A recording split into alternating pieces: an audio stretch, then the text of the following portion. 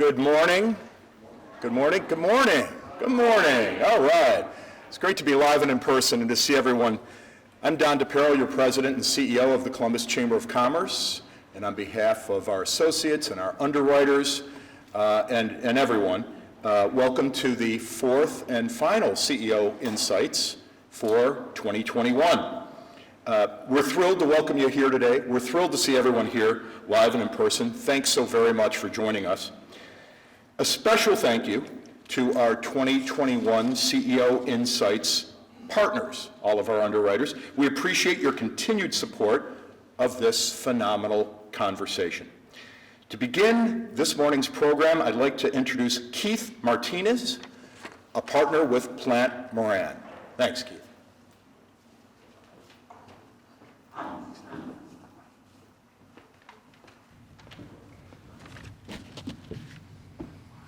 Good morning and happy holidays. Welcome to the Columbus Chamber of Commerce's CEO Insights series. It's been a while. So good to see everybody back in person. Hats off to the Chamber for the effort while the series was virtual, and thank you for getting us back to in person last quarter. Plant Moran has enjoyed supporting this program for several years. Hearing the challenges and successes of our region's top leaders can help us all. Our clients have really needed us over the past year plus, more than ever. And I believe this program can make us better advisors to our CEOs and CFOs. Today, we are thrilled to welcome Stephanie Hightower, President and CEO of the Columbus Urban League, to our stage here at Franklin University. As a reminder, we will be picking 5 random registrants from today's program to receive coffee donated from Black Kahawa Coffee. Thank you to Douglas Buckley and his team at Black Kahawa Coffee for this generous gift. Be sure to stick around for our closing comments from Bill Nolan this morning, as he will announce today's winners. I'd now like to welcome back Don DePiro on behalf of First Merchants Bank to introduce Stephanie Hightower. Thank you.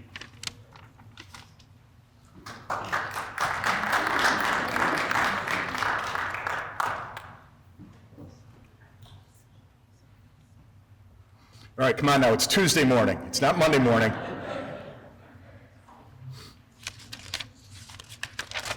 Thank you, Keith. And thanks so much for Plant Moran and our other important underwriters for this. I'm pleased to be making this introduction this morning on behalf of First Merchants Bank. Their president, Jennifer Griffith, couldn't be with us this morning, and they're an important sponsor also of our CEO Insights series. First Merchants Bank provides their customers with broad financial services delivered locally by bankers who are known and trusted throughout their communities. They offer personal banking, business banking, mortgage lending, treasury management services, and wealth management to all of their customers. Over the years, we've had the honor of hearing many unique and inspiring stories from leaders throughout our community here at CEO Insights, and that continues today with our special guest, Stephanie Hightower. Stephanie is the 8th president and CEO and the first female president and CEO of our Columbus Urban League, the nation's second largest chapter of the National Urban League and Columbus's oldest and most successful urban family advocate. Since taking the helm in 2011, Ms. Hightower has transformed this organization into a more relevant and effective force in helping individuals and families overcome poverty and achieve self-sufficiency, which is today's civil rights struggle, by offering a holistic set of initiatives that better prepare individuals to transform their lives and stabilize their families. Joining Stephanie on stage this morning is Colleen Marshall, co-anchor of NBC4 at 6 and 7 and 11 and whenever they need her. And Colleen is the preeminent broadcast journalist in Central Ohio. Now please join me in thanking and welcoming Stephanie Hightower and Colleen Marshall. Thank you.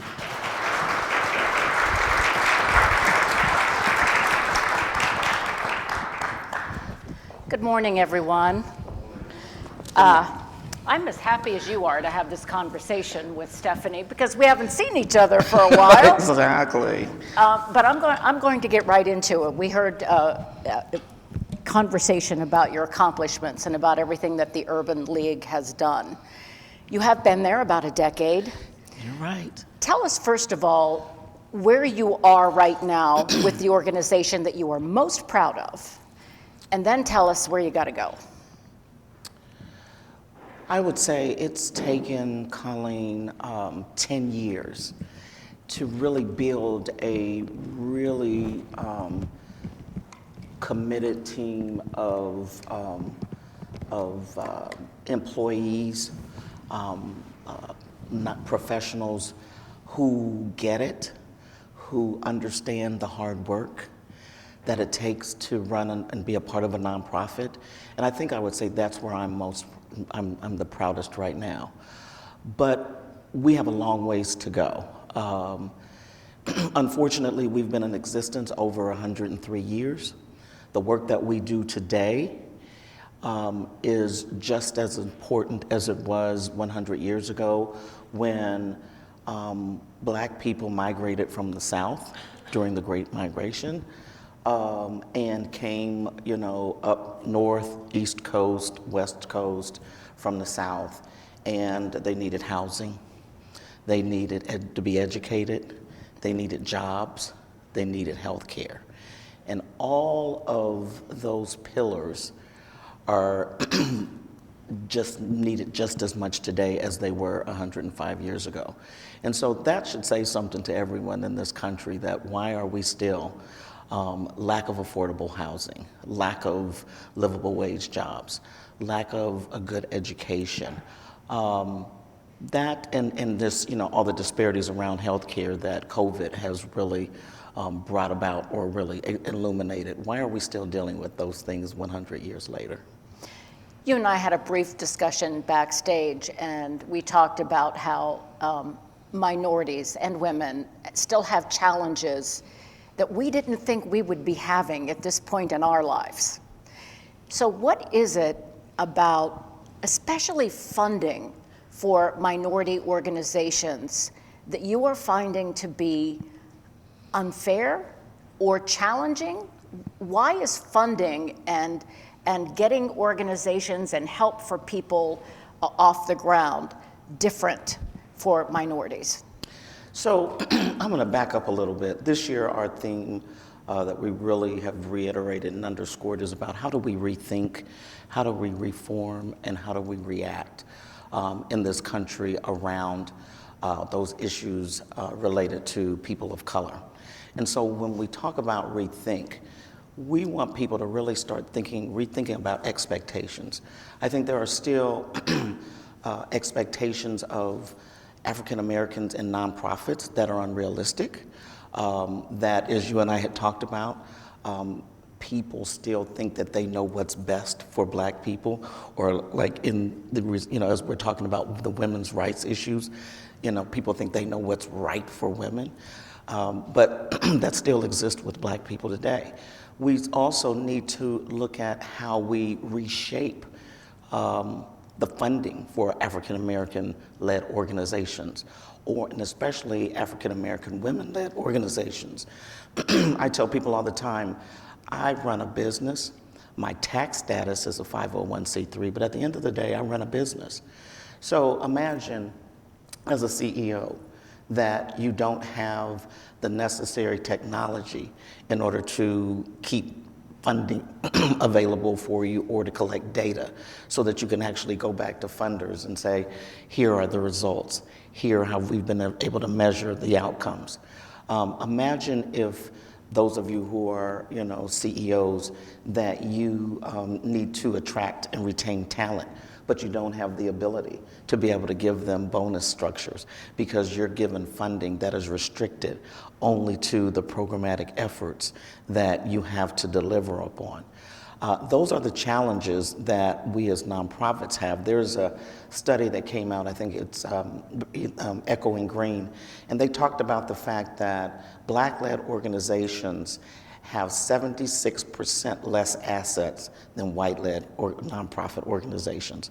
And so how do we as a community begin to rethink and react differently to how nonprofits and Black-led organizations are funded and stop the redlining, the philanthropic redlining that's existed for a very long time? That's what I wanted to ask you about. You're saying Black-led organizations, obviously far less funding. But if nonprofits all start out as a 501c3 on the same playing field, how is it that white-led nonprofits, these aren't people who are coming in with tons of money to start with, how are they able to rise up more? Why is the funding more available for white-led nonprofits? To be perfectly honest, I mean, this is a form of racism, and we talk about redlining, philanthropic redlining that's existed. There's so many studies out there now calling that show where Black-led organizations, and especially Black female-led organizations, it's called Echo and Green or Bridgescape, that they have done the research that basically shows that we don't have the same philanthropic influencers that come to our organizations, right? This is just a form of racism that has continued to exist, and a lot of people have not wanted to talk about it. We're expected to deliver results that really aren't realistic when you are really thinking about Black people. So we're given certain deliverables that don't have a race lens associated with them. And so then 9 times out of 10, those deliverables cannot be met. On top of the fact that, you put a proposal in for $100,000 and you get back, a grant award for $20,000, and then you're expected to do everything that you said you were going to do with the $100,000, not just go back and finish it or realign it. So those are the kinds of challenges that organizations like the Urban League have been dealing with for years. A lot of folks see, especially with public funding that we're getting right now, oh, the Urban League's getting all this money, oh, they're getting all of that. Well, the reality is the majority of those dollars are pass-through dollars. They're going back out into the community, back out to the people we serve. And then, I have to say that the Columbus Foundation has really begun to understand what that equity lens does look like, and that they really do think that we need to be able to build an inclusive economy. And so they have given us some unrestricted dollars so that we can build capacity. But there's not enough of those organizations like that out there who understand that we have to build capacity. We're so far behind that even when you give me $500,000, I'm starting from level 0, where, as you pointed out, those white-led nonprofit organizations have been funded at a different rate, and so they already have the infrastructure in place. We're still trying to build that infrastructure. We hear so much since the pandemic. I think it has shone a spotlight on racial disparity. Certainly that, and the whole movement that grew out of George Floyd has really had a lot of people talking about things that maybe a year or two ago they weren't talking about. Some of it good, some of it very bad. We see the conversation at the State House quite often going to critical race theory. Every person at the State House, every Republican right now at the State House is running on critical race theory. There are 614 school districts in this state. Not one of them has critical race theory as part of the curriculum. Should it be part of the curriculum? Should we be having frank conversations with our children about some of the racial disparities that you're seeing every day in your working life? Absolutely. I think this is, number one, it's a scare tactic for those conservative folks who don't really want to understand their history. It's not an easy conversation to have when you start talking about critical race theory. It's not an easy conversation to talk about the disparities that over time, and this is a really, it's a really sensitive kind of conversation to have. To be able to say to you as my friend, that you have basically your career, your family's careers, your family's economic wealth has been built on the backs of black slaves, right? And you've benefited from that over the years. And that's a hard conversation to have with people who are not willing or interested in having those kinds of conversations. And so I think that's why you have, the Republicans at the State House who are using this as a scare tactic and really not looking at it from a value proposition, that how do we begin to better understand all of our journeys so that then we have a different perspective on maybe how we treat people and what our expectations are of folks. I just read an article last night about a white teacher in Kentucky who was teaching his white students about white privilege, and he lost his job because of that. So it is an uncomfortable conversation. What do you want white students and black students who share a classroom, who obviously this is history to them? How should they look? What lens should they be looking at all of that through? Well, I think it should be lens that are factual, right? That we don't we don't sugarcoat certain conversations. Slavery did exist in this country. And so how do we talk about it? Talk about it and not do it in a way where we're pointing fingers. And I think for too long, too many people have felt like we were pointing fingers. All of us, I don't know if you read the book White Fragility, but Robert Shan D'Angelo, she talks about the fact that all of us are racist in some small shape and form. But if you've only had a white experience, meaning if your neighborhood is all white, if you've never had, a black person in your home, if you've never gone to school with black people, if you don't work, with black people, and the only education or information that you're getting happens to come from the television, which is sometimes really unfortunate the way black and brown people are depicted, then you're gonna be looking at it from a different lens. And so how do we bring our young people together in schools and really allow children to have candid conversations about their lived experiences? Because that's what I found, especially when I was on the school board. When it was time for us to build new schools, one of the things that we had to do was we had to take people from the urban core, black and brown people, and take them out into the suburban communities so that they could actually see what a new school would actually look like. And then we had some of those suburban folks come into to our schools to see what our kids were actually, how they were being taught and the facilities. And when the white folks came in, they were appalled. They were like, I would never let my child, be educated in an environment like this. So it gave folks sort of a different lens to look at. And I think we have to be able to have more of those opportunities to share our lived experiences and let our children learn about other people's lived experiences, because I think then they will develop a different level of thinking around black and brown people, or those people from that have a lower economic status than what they have today. I'm from Appalachia, and I was one of those people who was shocked when I learned how other people, I'm from a town of 1,000 people with, in a county that had the highest poverty rate in the state of Pennsylvania. And I remember when I went away to college being shocked when people were talking about vacations and what their schools did and what they had and the programs they had, and thinking, why did I not have that? Mm-hmm. Do you think that part of your job at the Urban League is, you're helping families with housing and getting jobs? How much of that is reaching children and letting them know that they deserve other opportunities as well? Well, one of the things that I'm a strong proponent of is, our children need to be what they can see.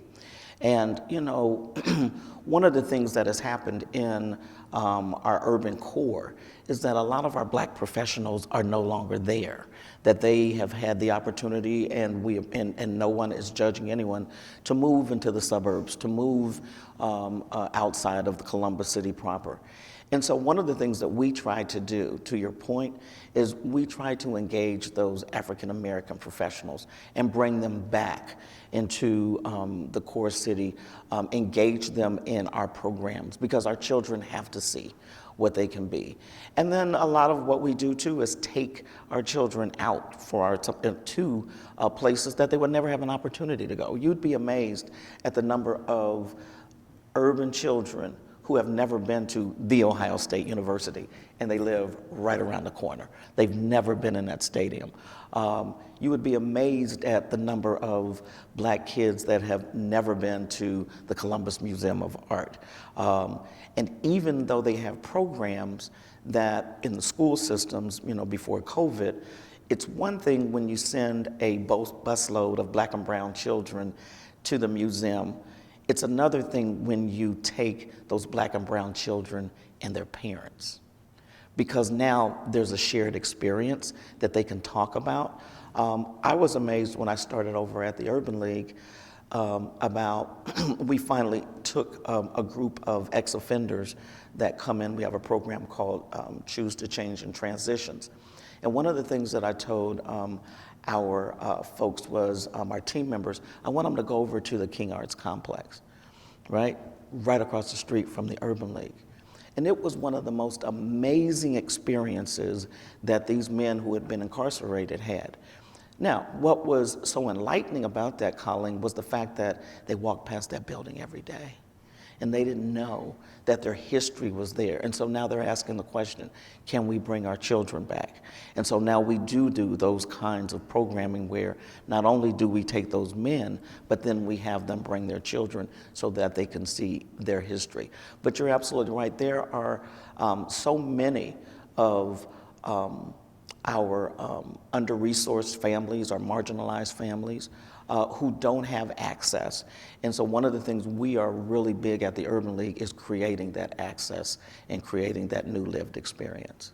You've touched on a couple of programs that you have. Walk me through this. Walk me through an urban family that comes to you for help with housing, with education, with access to opportunities for better jobs. What does the Urban League actually do for families in the urban core? I appreciate that question, because there are still a lot of people that say, "What do you do?" Right?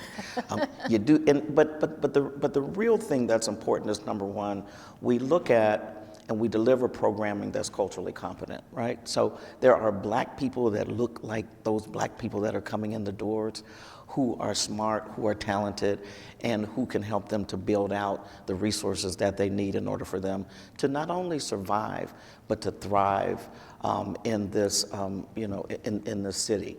And so, right now what we're dealing a lot with is housing stabilization. And so there might be a person who comes in because they're getting ready to be evicted, or they've lost their job because of COVID and they can't pay their rent. And so when they come in and we have that conversation, now we can connect them to our workforce development department, because now we can say, okay, you've lost that job, or if you're getting ready to be evicted because you don't have a job, we're going to try to find you a place where you can gain a skill, or we can put you to work. And so we have an apprenticeship program called Building Futures. There's two: Building Futures, Driving Futures. And these are jobs that are getting people for the middle class. So if you come in and you don't have housing, if you qualify for this apprenticeship program, we'll pay you $250 a week, thanks to the county commissioners and the trades unions for putting this together. So we'll put you in an apprenticeship program for 8 weeks, pay you $250 a week so that you don't have to worry about an income stream coming in. We'll get you your rent paid for 2 or 3 months so that you don't have to worry about that rent being, evicted from your home. If you have a child who is in preschool, we'll put you in that Head Start program. If you need to have clothes for an interview to go to a job, especially our men. We have a men's closet, so we get you suited and booted, so you can go, or we send you over to Dress for Success if you're a woman. We'll help you build out your resume. So one of the things I like to joke and tell people, there'll be someone to come in and they'll say that, I worked down, and I'm being real here, I worked at a strip club, right? Well, you're not going to put you worked at a strip club on your resume. You're an exotic dancer, right? And we're going to help build you out that resume so that people know that you still professionally, but you did have a job. And so what we do is we look at it from a holistic standpoint and say you might want to be an entrepreneur or you got a little side hustle that's going on. So what we're going to do is we're going to put you in our Minority Business Assistance Center program, or if you already have that side hustle that needs some investment in there, then we're going to take you over to your Minority Small Business Resiliency Program. And in the meantime, we're also, from a financial literacy standpoint, we got to help you get your credit score up so that then you can actually get a credit card, or that when you do go to look for housing, no one's going to deny you housing because you have, you don't have the right credit. And so those are all the things we do from a holistic standpoint. And then the big thing right now is we got to get everybody vaccinated, because we know that there are huge disparities, health disparities in the African American community already, that we have been hardest hit by COVID. And so trying to dispel a lot of those myths around COVID and getting people vaccinated. And so we've had some great community partners that come in and they put those mobile vaccination clinics right there, because we know that we are a trusted partner in the community. I remember the first vaccination clinic, you would have thought that most of the elderly African American people were vaccinated because they were eligible. We literally had to change the way folks were coming in, because we had a lot of elderly people who were in wheelchairs, who were trying to get out of their cars to get it, to go get vaccinated. And we had to basically change the whole route to a drive-through, because there were still 6 months later, after people could get vaccinated, that you had that many elderly African Americans who had not gotten vaccinated. But because we did it there at the Urban League and being a trusted partner, they came. There was a lot of distrust among older African Americans, rightly so, because of the history of medical experiments and not being treated the same by the medical community. How did you overcome that? How do you say, this is legitimate, this works, this is necessary? There had to be, we had to find elders in the community that we could get the message out to. We did a lot of media. Churches? Churches, we had to go in, but you had to get those elders in those churches to go and take the shot. And then they could then, provide testimonials to a lot of those elderly people in the African American community. We had a lot of, but we still have a lot of young people who still have not, gotten vaccinated in the African American community. And so that is going to be an ongoing challenge for us, just because our folks just don't trust the medical community. And to your point, rightfully so. And so how do we dispel a lot of those myths? And we continue to do that. One of the things that we had to do at the Urban League, part of it was reputational risk, but also we wanted to be an example. And so as a business exec, we mandated that everyone had to be, if you worked at the Urban League, you had to be vaccinated. And we mandated that. Did you get a pushback to that? We lost, out of about 100 people, we lost 3. And the unfortunate thing was the 3 that we lost were Head Start teachers. Oh, that's tough. Yeah, that was pretty extraordinary. That, this is the most vulnerable population that we should be protecting, and because of certain beliefs, you didn't want to get vaccinated. We did have some people that we did give religious exemptions to, but we only lost 3 people. And again, there was a reputational risk here for us. if we couldn't provide services because, we kept shutting down, having this person this week, now we got to shut a whole office down. We couldn't run a business like that. But more important, we needed to set that example in the African American community that we believe in vaccinations and we believe that that we have trusted partners. One of the things we had to do is we had to have black and brown docs come and talk to our people and allow them to answer questions. And so we did that we had a couple of those sessions in-house because, again, we needed to have trusted partners that looked like us talking to our employees, who the majority of them are black and brown people, to say, this is why you need to do this. Underlying some of the things that you've been talking about is this ongoing suspicion between the two races. Why does that still exist? Why is it that you and I could sit down and have a drink together and be friends, but there's still this underlying suspicion of people who are not the same color as you? I believe, Colleen, it's really interesting. Two things. You talked about coming from Appalachia, and one of the things that I don't understand is, poor is poor. It doesn't matter what color it is, right? And so I'm still amazed at the fact that our Appalachian legislators and our urban legislators are not together because, there's still the digital divide, there's still the workforce issues, there's still the food insecurity that exists, there's still the housing. So poor is poor as far as I'm concerned. I can't figure out why they haven't figured that out either. We should be working together as opposed to bumping heads. I think that the social justice movement, the resurgence of it, and the continuation of the police brutalities that exist in this country, and now the heightened awareness of black men being murdered, and so that just equates to the lynchings that used to happen a long time ago. These are modern day lynchings if you ask especially a lot of black folks. And then you see, issues like, Emmett Till, that whole investigation found nothing again after 60-something years. And you still see a lot of the racial disparities in our education system. I think there's always, until we can figure out how to, again, have these critical conversations.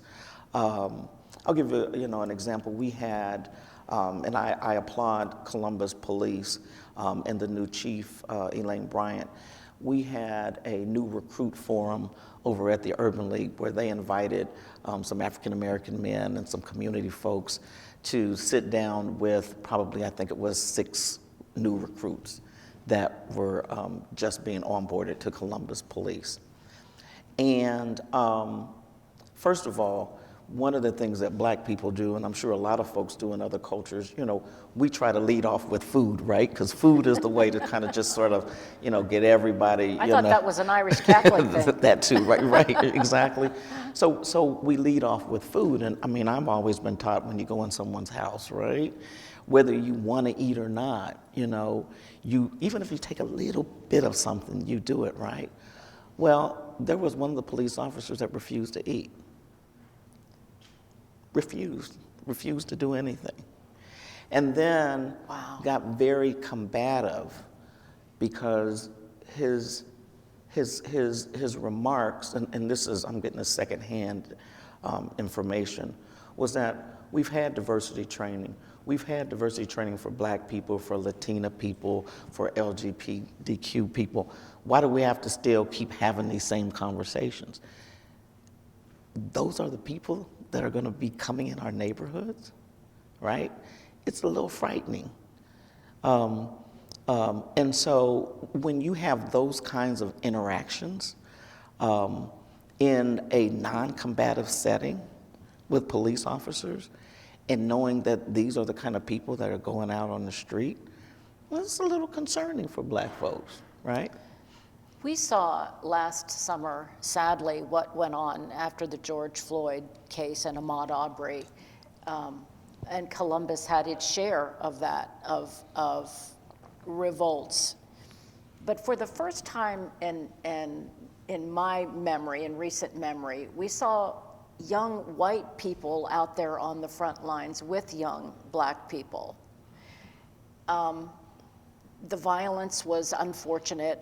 There were black-owned businesses that were broken into, especially there in the short north. But at the core of that, there was this young voice emerging that seemed to be a generation that's saying, we've had enough. Mm-hmm.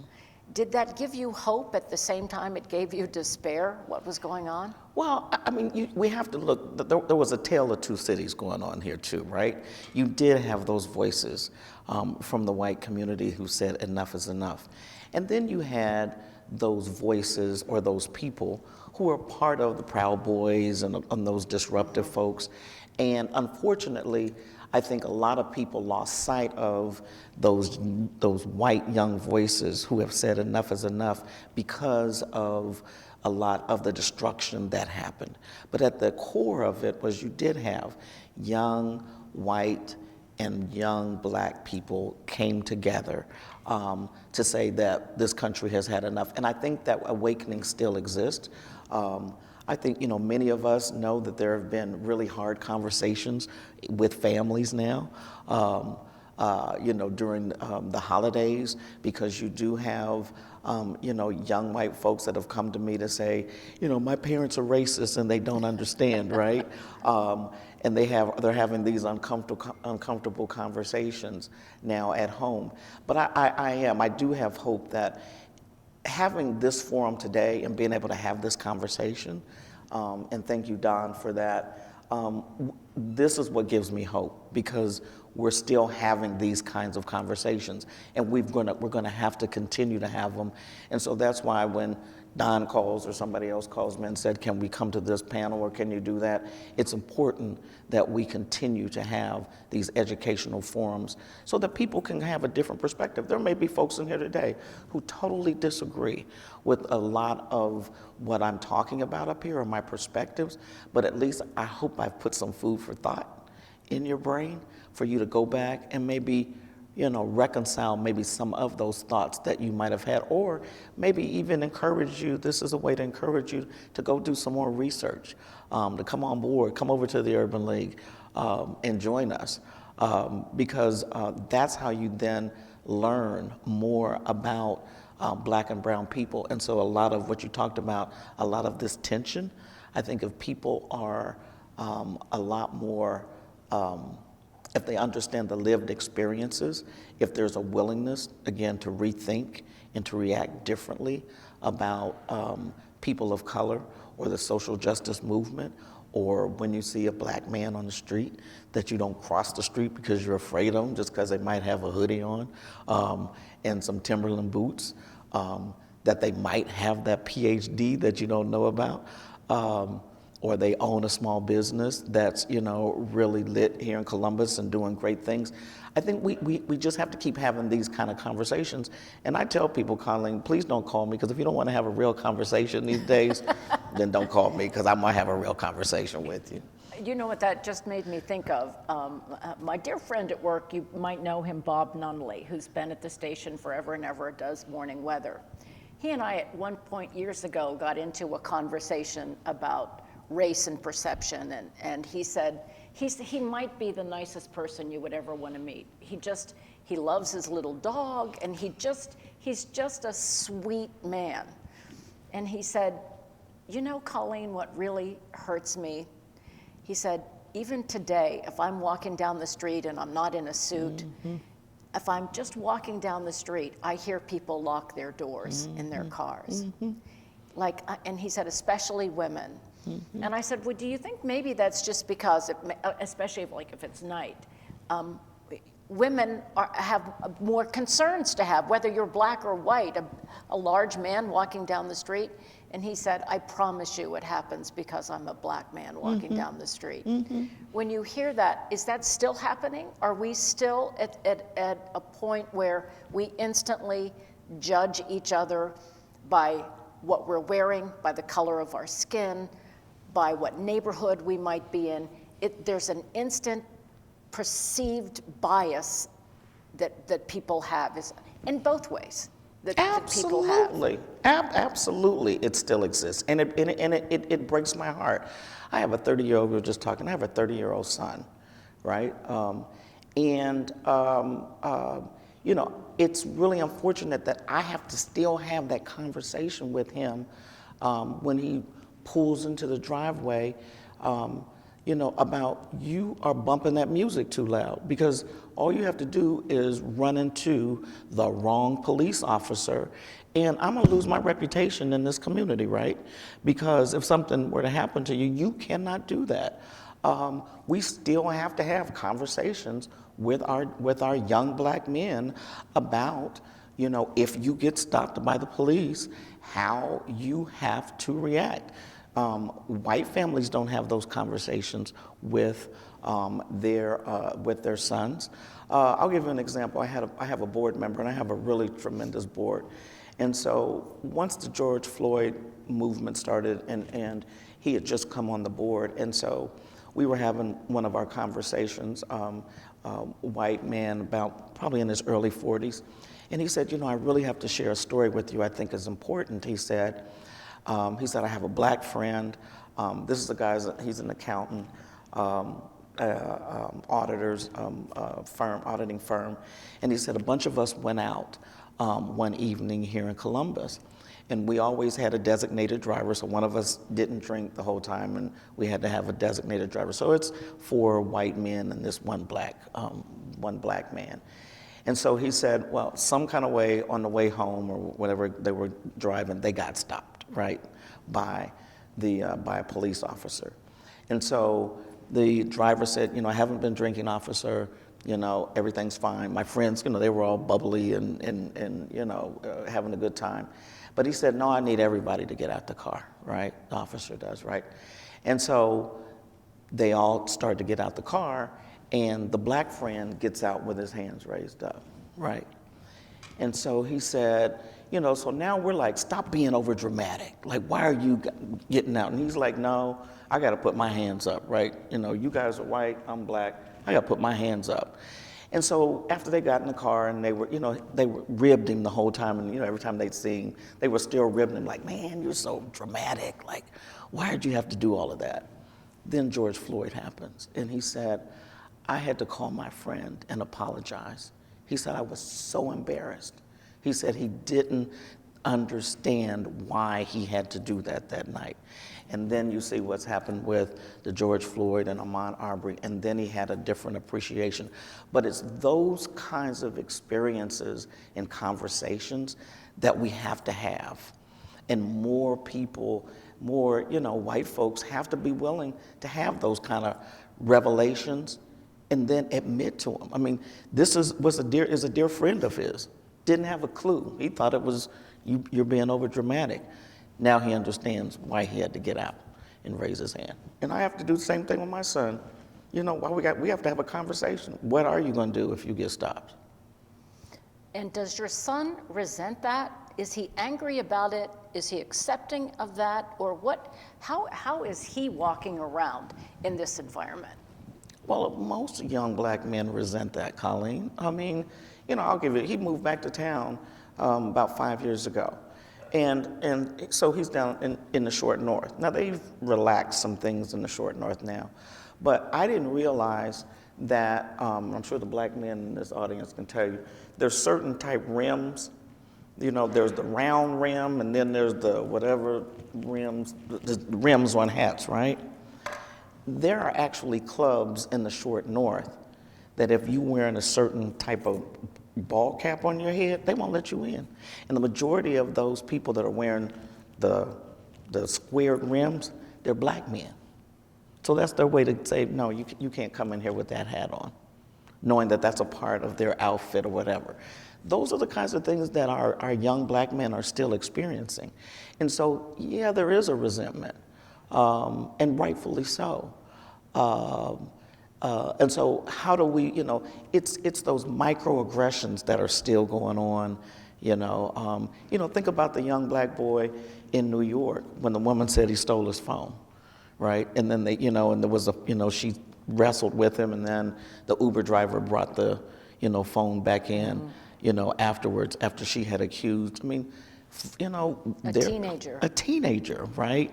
And so I hate to use the terminology, but there still are a lot of Karens out there, like Bob said. I have a cousin Karen who's really struggling right with now. Because I know. She's like, I had a friend too. Can we find another name? I know I have a Because friend when she too. tells people her name is Karen, they're like, I have another friend too, the same. But there are people still out there that are doing this stuff, and it's really unfortunate. Yeah, so much of this is perspective, as we were talking about the way we all look at things. I mentioned to you when I first went away to college, I was like, I went to this private school that you had to pay a lot of money for, and I had a partial scholarship, and I was working to pay for it. And the funniest thing I remember calling my sister and telling her so seriously, "You are not going to believe this. These girls who go to this school have matching luggage." I thought that was only in the movies, They have luggage I didn't own a suitcase. I took my stuff to school in a garbage bag. I can believe that. And so I'm like, they have matching luggage. And we were both so fascinated by that. So perspective is so different. So what do you at the Urban League do to change the perceptions, especially for young people, that you deserve to be here? You have a right to have opportunities. How do you do that? How do you instill in your young people this notion that you don't have to be second class? It's about exposure. It really, really is about exposure. And so the more we can create opportunities for our young people, I'll give you an example, and it just to your point. So we run a summer youth employment program every year, right? And these kids make $15 an hour. And so I had a white person, one day came into the offices, and they noticed that these poor black kids, because they are poor black kids, right? They had Starbucks, right? And so this person said to me, they don't need to have Starbucks. Why are they paying $15 for or whatever Starbucks is? I don't drink a lot of Starbucks, but $10 for a Starbucks when they should be worried about, taking their money home and saving it. Whew, that's one of those times I almost lost my job, right? And I had to take a really deep breath, before I answered them. And so my response was, well, why can't they have Starbucks? Help me understand. Because we have to provide, to your point, that exposure. Mm-hmm. They watch TV. They see all y'all walking around with Starbucks. They see you going in there. They want to know what's in there too. Oh, I can do this too. I've been talking to the folks in the Short North. A lot of the issues around crime and, purse snatchings and, stuff, vandalism and stuff going on in the Short North. And I've said to them, I said, look, what we need to figure out is how do we get all these kids that are in the neighboring community who are under-resourced, how do we get them jobs so they can come in those restaurants? So then they can actually be exposed to this atmosphere, so then they won't want to vandalize or they won't want to rob somebody when they're coming out of the club at night or whatever. Now, I can't do anything on the shootings. That's a whole other thing down there, right? But we have to figure out, how do we expose our young black people? And I am a strong proponent of figuring that out. When we look at employers for the summer program, we teach them the soft skills, we try to get them ready, but we need these corporations. We know COVID has also helped to lessen the opportunity to bring these young black people into your offices. Let them see what the opportunities are. So they're not like you when they go to college and they know that, I was shocked. you don't have, that you can't have, matching luggage, that they can actually go into a professional environment, that They need to be able to see that, because 9 times out of 10, their parents are not engaged, or their mother or father is not engaged in that kind of environment. So we have to be able to do those kind of things. Big thing is for our babies in Head Start, they got to go to the zoo too, like everybody else. And when we've talked to the zoo now about job opportunities. They have a huge opportunity program for children and young people, but you never hardly see any black kids out there. How do black kids know if they want to be a veterinarian? How do black kids know that, you need to be able to develop a mouse farm so you can spend hundreds of thousands of dollars feeding, or being a vendor at the zoo, and you can start your own business. You have to be able to show them those different opportunities. So, exposure, I think, is really, really important and key, and we shouldn't assume, and I think that's what happens a lot of times in the majority community, your value system is different from ours. So you have an assumption that kids are getting, 3 meals a day, that they have books in their homes, right? That they have access to computers. That digital divide is real, right? That, to your point, that we go on vacation. We had a friend, and I'm not going to say who that person is, put their son in one of the middle schools, and wanting to do the right thing, wanting to make sure that her black son had that experience, right? And put him in an inner city school, and within a month, she was like, we can't do this because we're a middle-class black family. He talks about going on vacation. He talks about going to restaurants, right?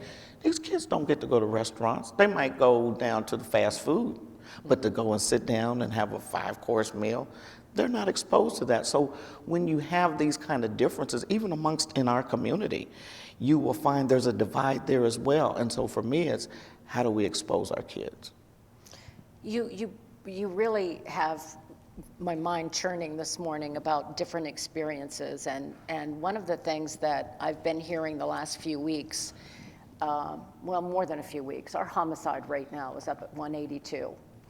And the mayor has made statements that the murder rate is at a record pace because of a very small percentage of people in certain neighborhoods, and sometimes it's gang. But the implication everyone has in their mind, these are young black men killing each other, because that's the highest rate of murder in this city, is young black men.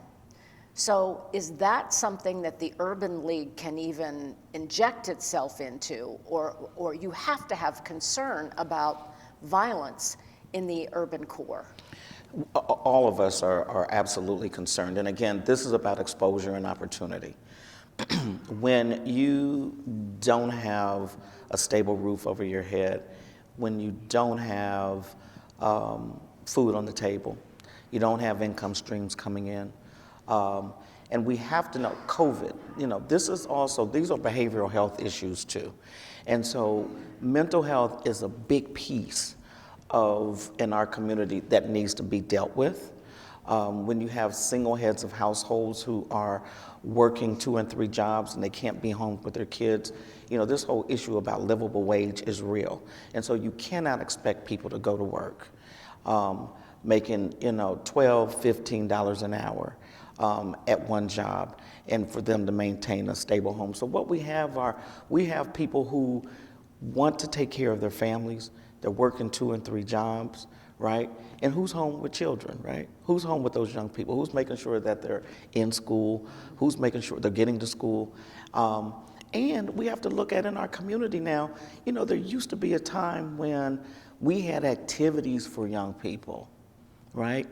And so we have to figure out what those activities are that are different, because all the kids don't go to rec centers anymore, right? What is it that our kids are actually looking for? And that will keep them engaged. So, I think there's the behavioral piece that's really that we need to deal with.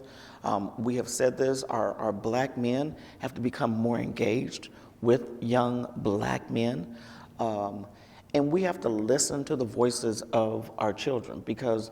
And I tell my folks who are doing our neighborhood violence intervention work, and even our after-school program, I'm grandma now, right? I don't have the same perspective to go in, and I can listen, But I don't know what those needs are. So I have to have other young people, Colleen, that are helping design the programming and to be out there with our young people so that they can hear what it is that they're needing. And so, like a lot of the kids we did this year from the gang community, we put them to work.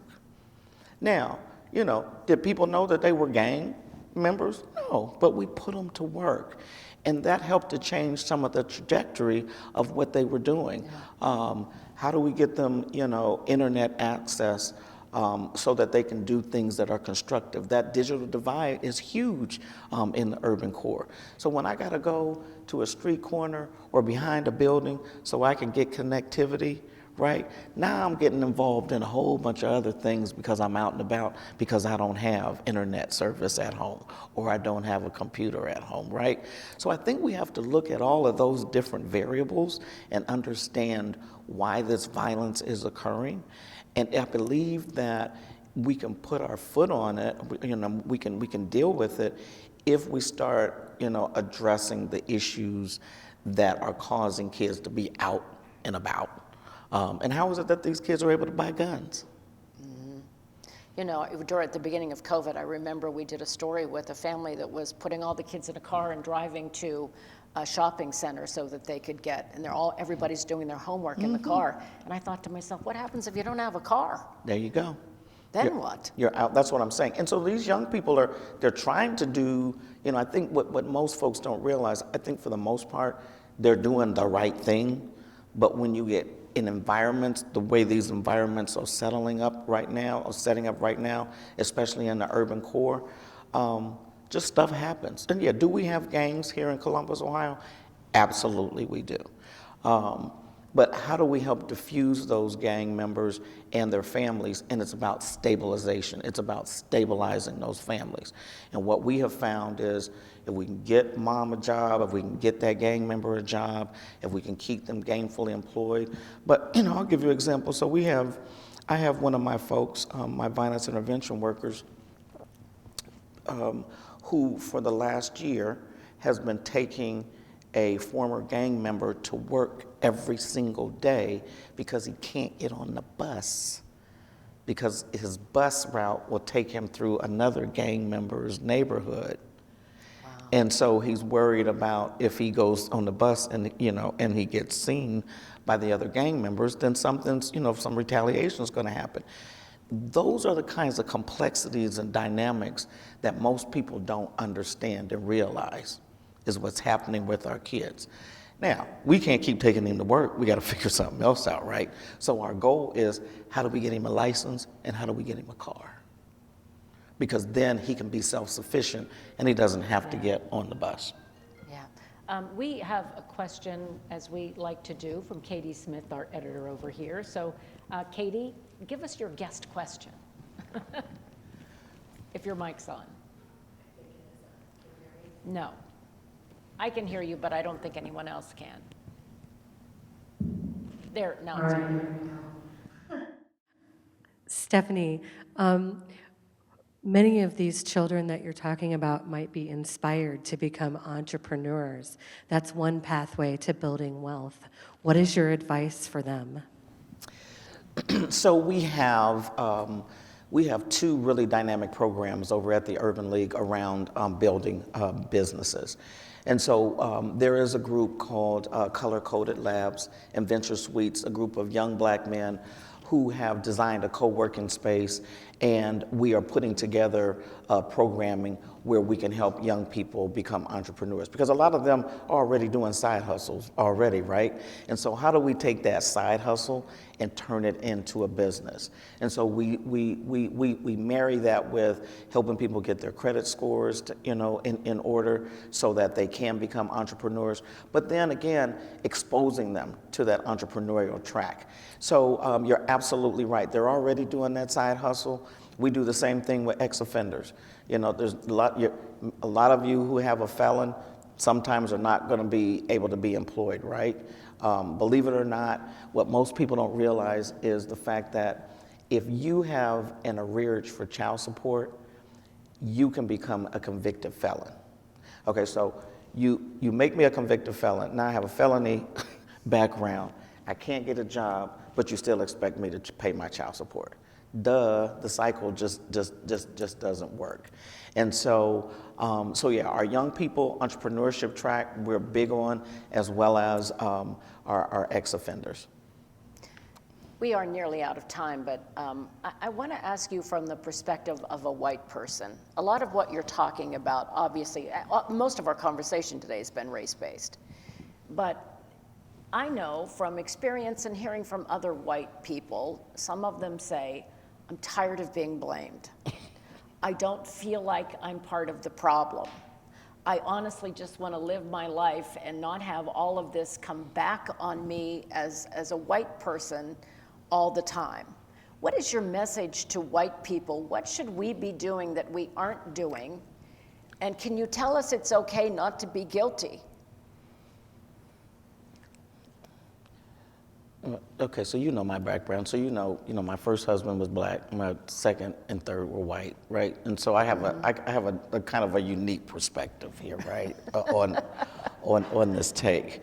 I would say this: everyone has to look at how we react differently, Colleen. And when I say that is, I think there's an opportunity for white folks, right, in this community and in this country, to take the time to rethink how we've done business in the past, how we've reacted to things in the past. I think that's how, as white people, you can be a part of the solution. But we can't keep doing things the same old way, and so your value system is different from our value system. And you got to learn what that value system is so that then you can help be a part of the solution. But when you don't understand the complexities and the dynamics of being black, right?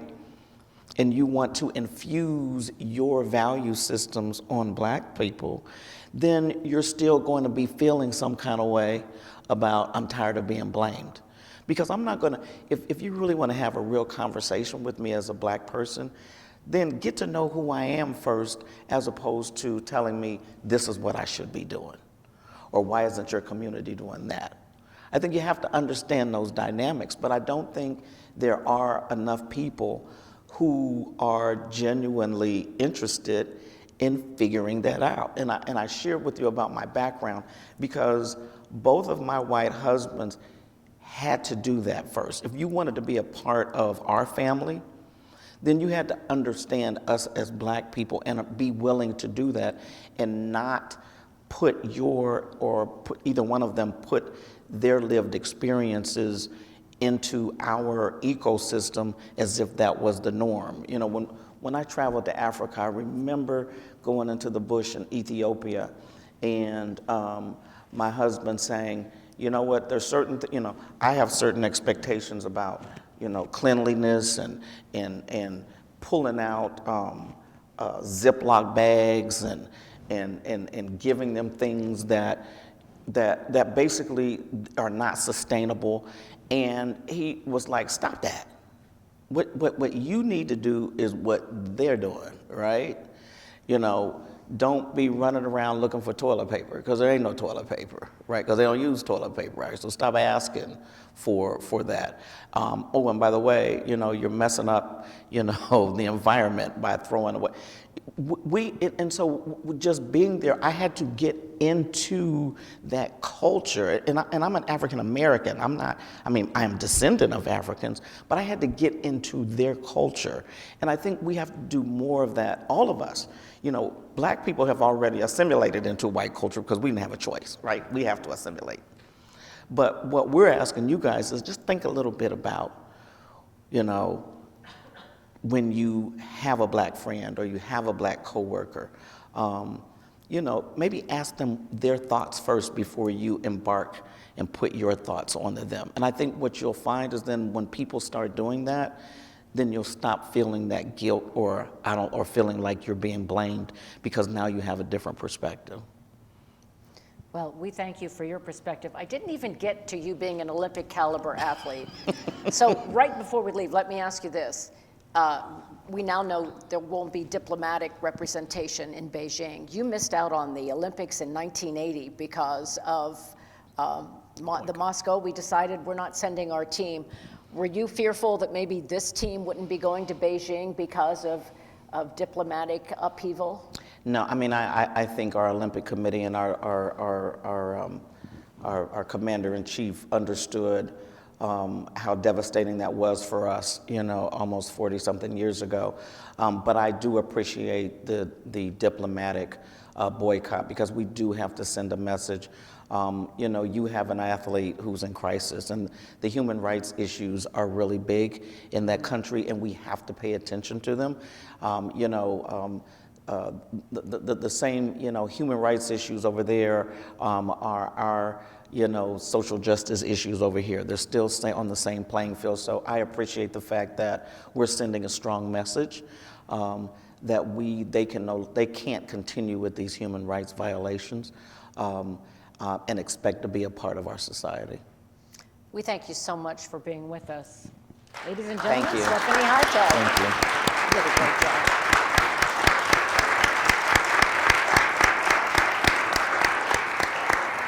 Thank you.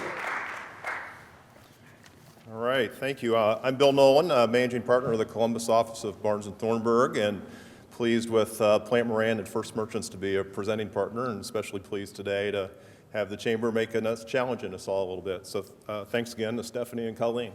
Thank you.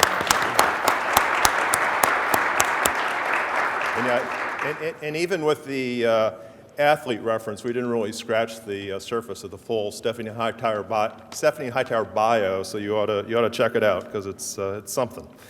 So I also have the privilege of the coffee and other winners. So we have 5 winners of the coffee from Black Kahawa Coffee, and the dark roast was delicious. So here are the 5 winners, and then there will be one more prize. Jeffrey Lenichuk, Mary Noel Moore, Lori Weingard, apologies if I miss any of these, Pam Georgiana, and Kelly Sproles.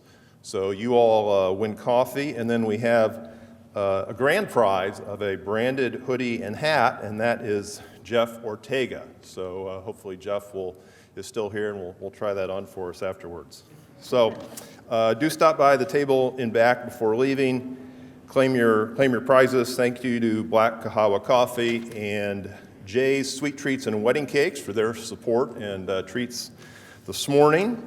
Hope to see you at one of the Chamber's upcoming programs. One of the great things I think the Chamber's has an incredible menu, and their team is great at sort of matching you with what fits your business. It is columbus.org/events, and also would be remiss if I didn't encourage you to meet the Chamber's new VP of Diversity, Equity, Inclusion, and Access, Sharice Thomas, in the back. So the Chamber will continue to, up there you go, constructively challenge all of us. So thanks, everybody. Drive safely, and hopefully go have some of those conversations we were talking about up here. Thank you. Thank you.